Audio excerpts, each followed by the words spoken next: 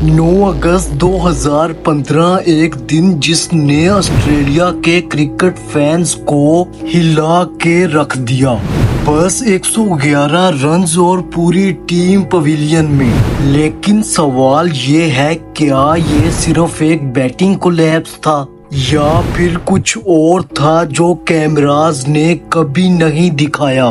क्या कोई psychological breakdown हुआ या कुछ ऐसी फोर्स का असर जो समझ से बाहर है? और सबसे खौफनाक बात, ये सब कुछ एक दिन पहले से ही किसी ने प्रिडिक्ट कर दिया था। मैच के पहले ही ओवर में स्टुअर्ट ब्रॉड, जिसे क्रिटिक्स कह रहे थे वो खुद स्ट्रगल कर रहा है, सडनली एक डीमन बन गया। पहली बॉल पे विकेट, तीसरी ही बॉल पे दूसरी wicket.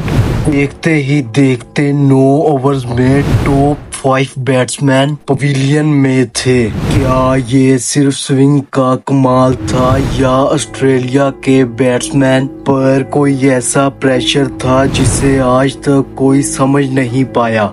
What if Boyd wasn't just in form?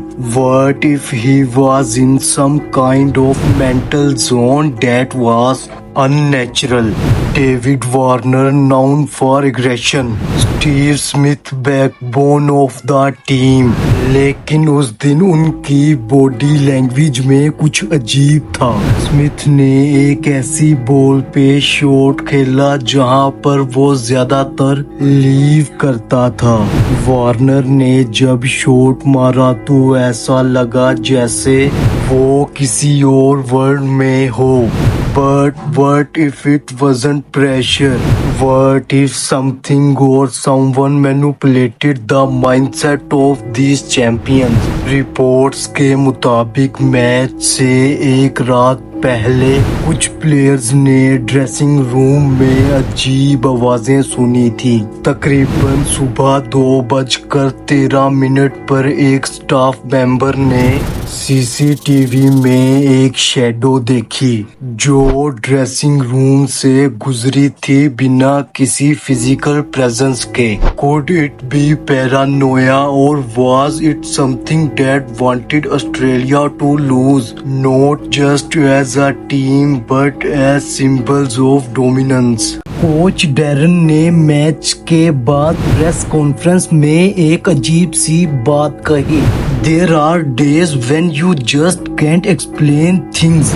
जब उनसे कोलैप्स की वजह पूछी गई, उनकी आंखें नीचे देख रही थी और हाथ कपकपा रहे थे। आई विटनेस क्लेम करते हैं कि जब ऑस्ट्रेलिया की 3rd विकेट गिरी, कुछ ऑडियंस मेंबर्स ने पहले से ही चीयर करना शुरू कर दिया था, जैसे उनको पता था क्या होने वाला है। But how were they just excited और were they is on something? Australia का स्कोर कार्ड उस दिन काफी अजीब था। 60 all out, 111 balls, 6 ducks. Experts ने इस इंसिडेंट को एनालाइज करके कहा, this is not coincidence, this is cosmic imbalance. और was someone orchestrating chaos behind the scenes? आमतौर पर cricket commentators are full of excitement, लेकिन उस दिन जब विकेट्स गिर रहे थे, कमेंट्री बॉक्स में कुछ देर की खामोशी छाई रही। माइकल होल्डिंग ने बोला, दिस इज अनबिलीवेबल, लेकिन उसके बाद सिर्फ silence. Was it shock or did they too feel something very off? बाद में कुछ प्लेयर्स ने इनडायरेक्टली मेंटल हेल्थ इशू का जिक्र किया।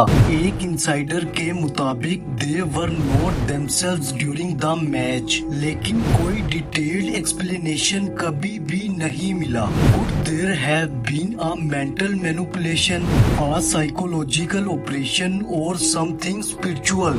उस मैच में एक मोमेंट ऐसा भी आया जब स्मिथ LBW आउट नहीं थे, लेकिन अपील पे दिया गया DRS का ऑप्शन था, लेकिन रिव्यू नहीं लिया गया।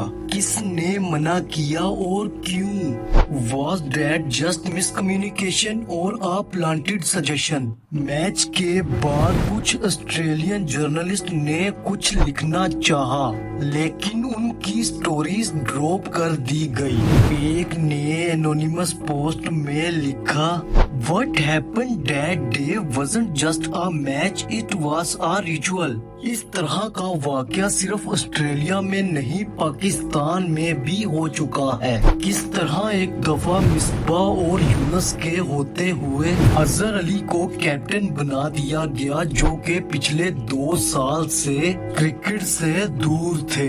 अगर आपने ये वीडियो नहीं देखी तो चैनल पर अपलोडेड है, इसके बाद ये देख लीजिएगा। तो आज की ये वीडियो यहीं तक थी। उम्मीद करते हैं आपको पसंद आई होगी। पसंद आने की सूरत में लाइक सब्सक्राइब करना मत भूलिएगा।